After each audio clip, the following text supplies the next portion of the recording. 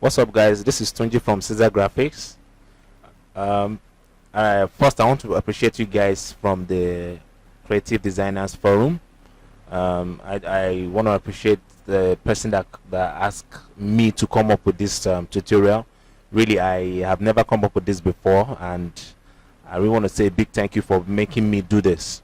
Alright, so let's quickly jump right in. I don't want us to waste time on this tutorial. Alright, so this is my own version. Okay, so to start, I'll go to File, New. Alright, and alright, so I'll make sure my size is set to 540 by 700, and then my resolution will be 72. Then my background color is set to black. Alright, I'm trying to rush this. I don't want to spend too much on this tutorial, so I'll click Create.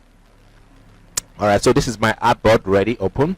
Then the next thing I'll do is to come here and then drag my image, alright, into my artboard, and I'll increase the size by holding Shift and Alt, alright, because if I don't hold Shift and Alt, this is what I'll get, alright. But if I hold on Shift and Alt, I'll be able to do this, alright. And I'm increasing the size of the image using the 4 points, or I mean the 8. Is it up to 8? 1, 2, 3, 4, 5, 6, 7, 8. Okay, 8 points. Alright, and I'm going to double click to remove the transform lines. Then the next thing I'm going to do is to make a copy of this layer, and I'm going to hide this one. I'll click on this, right click, then I'll rasterize it. Then the next thing I'll do again now is to click on image. I'll go to image, adjustment, and select desaturate. Down the shortcut is in front of it, so we have the black and white. Now there's one adjustment I want to quickly do here. I don't want to go into details on it now. Pardon me, I'm going to be very fast. Now we need to make sure that we have our midtones comes out brighter and our shadow goes a little bit darker. So to do that, I'm going to use my adjustments panel and then go to level. Then I'll push the midtone in and then push the shadow out to make it darker. Alright, so this is exactly what I want to achieve. Okay, so my advice is for you to keep trying. I would advise you guys to keep trying this so that you understand the reason why I did this. Alright, so the next thing I'm going to do is I'm going to hide this layer. Then I'll go to image, adjustment, and then say layer, then select merge visible. Alright, so I have the two layer mesh together. Excuse me. So the next thing I'm going to do now is I am going to go to filter, blur, and then select Gaussian blur. Now I already have this the radius of my blur effect here, so I don't want to waste that. So you guys can do the same thing, but make sure your blur effect is not looking too blurry. I'm sure if you look at your screen very well, you see my blur effect is not really that visible. It's just little tiny feel of blur on the image. Then I'll click OK. Then the next thing I'll do is to hide this two layer like I did here now, and then go to File, Save As, and then I already have the name, which is the placement for that for this project, and I'll hit Save. So yes. Okay, and the next thing I'm going to do is I am going to hit Ctrl Z or Command Z, Command Alt Z, alright, to go back in time to where before I applied, oh man, English, before I applied the Gaussian blur effect. So I'll press Command Alt Z or Control Alt Z or Control Alt Z. So I'll go back and I have this. So the next thing I'm going to do is to bring in my text. So I already have my text typed here. Alright, now there's one thing I want to quickly let you guys understand here. Please, when you're doing this type of project, make sure you don't have paragraph. Avoid paragraph in your text. Make sure you have everything on one line. Make sure all your text is on one line, like the way I have it here. Notice something. If I expand this, you see my text are all on one line. I don't have anyone broken. I don't have any text that falls in another paragraph. All right, and these are repeated text, because if you look at this, we have 10 here, And if we scroll back up again, if you look at it very well, you see we still have 10 here. So it's a sign for you to know that these are repeated texts. All right, so I'm going to copy my text. I'll hit Control A and then Control C, or you say Command A and Command C to copy the text. And I'll go to Photoshop, click on my text too. Now make this I'm going to make this layer visible so that I'll be able to see my text when I'm pasting it, but after pasting it. So I'm going to draw a text box. I'm going to draw a text box and I'll paste it. I'll paste my text. Alright, so first I need to change the color of my text to white. So I'll hit Command A or Control A, and I'll come here and change the color of my text to white.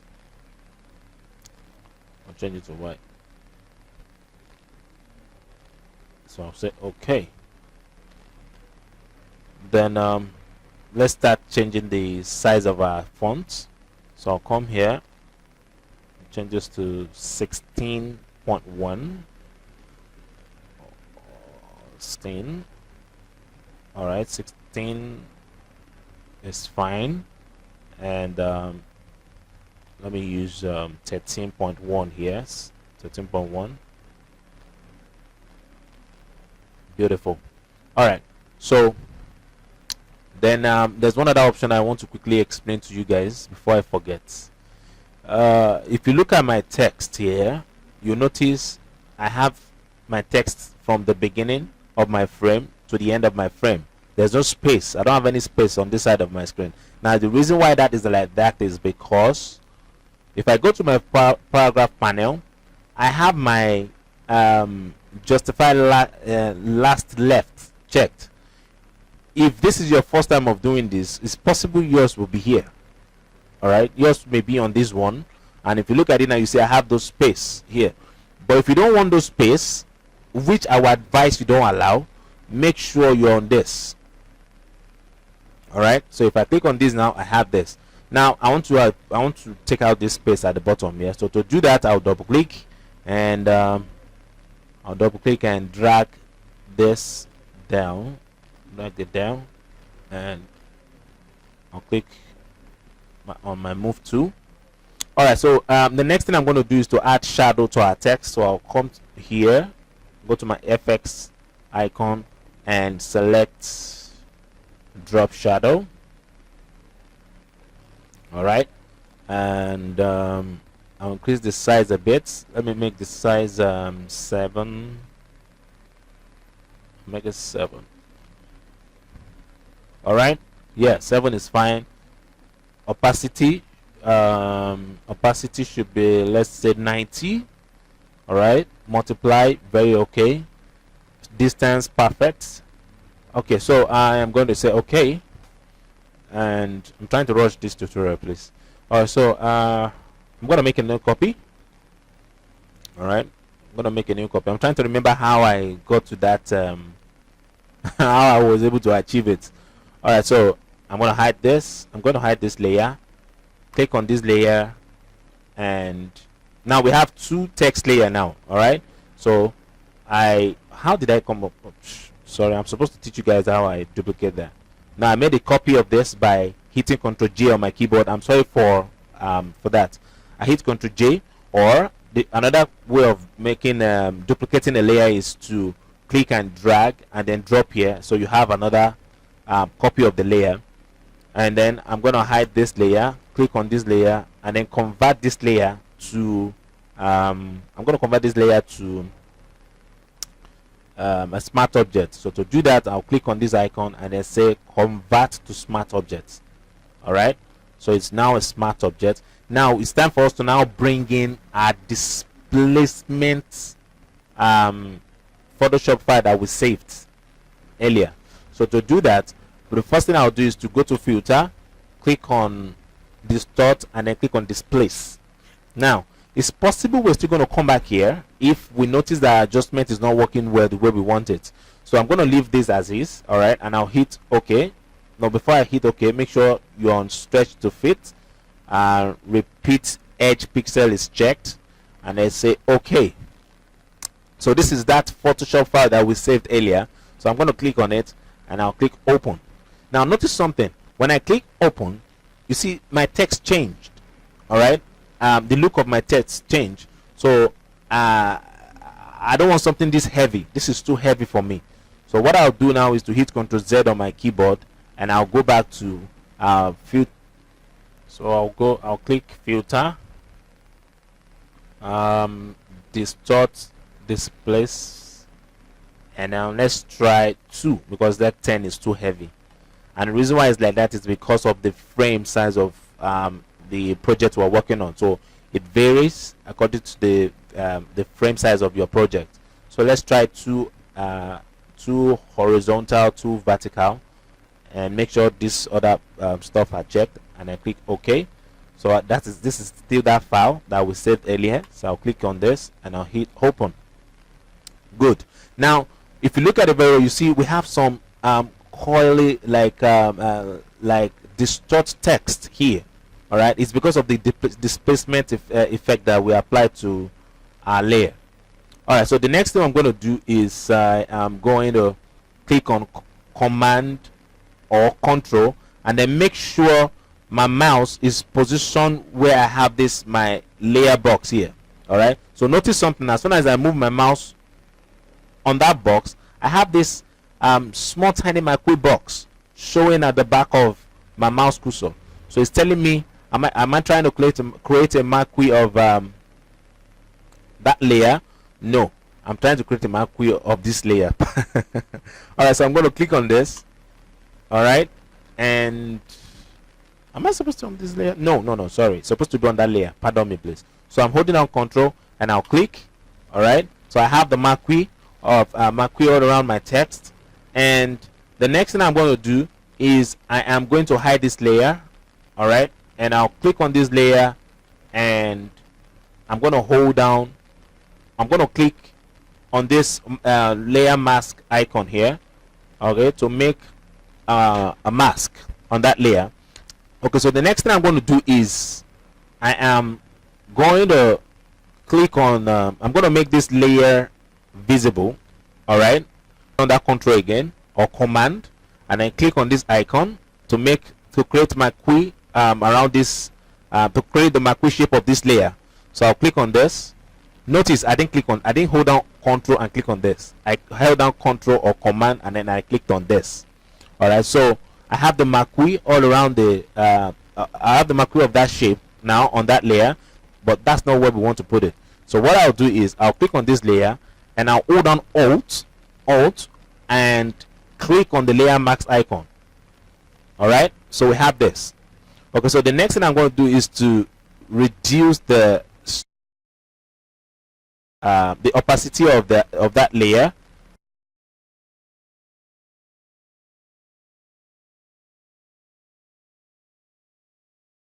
I'm going to hide this layer. All right, yes, I'll hide this layer. I need to take the screenshot of my artboard now. So to do that, I'm sure some of you will go like, how do you take a screenshot in Photoshop? Yes, it's very possible. You can take screenshots in Photoshop. So to do that, I'll hold down Control or Command, then Shift Alt, and then hit E on your keyboard. Now make sure these 3 layers are not active. So I hold down Command or Control Shift E, and I have a layer. I have a screenshot of my artboard. Then I'll move this, and the next thing I'll do is I'm going to hit multiply. All right, okay, so the next thing I'm now going to do is to make this visible. All right, yes, it's beginning to look like it, and then make this visible. Okay, and I think I need to reduce the opacity of this one. Yes, I think so. Or is it this one? No, it's the very first one. I'm sure it's looking like it, but I'm still not satisfied. Yeah, this is it. All right, so I think this is the end of this tutorial, and if you like, you can still put more stuff on it by reducing the opacity of this. If you feel is looking too strong on the image, so you can still reduce the opacity, all right, so that your image can come out. And so this is where I'm going to say full stop on this tutorial. Thank you guys. I really appreciate you for spending time to watch this tutorial. Keep posting more stuff in the group so that we can have more tutorials and learn from each other. I appreciate you guys. God bless you.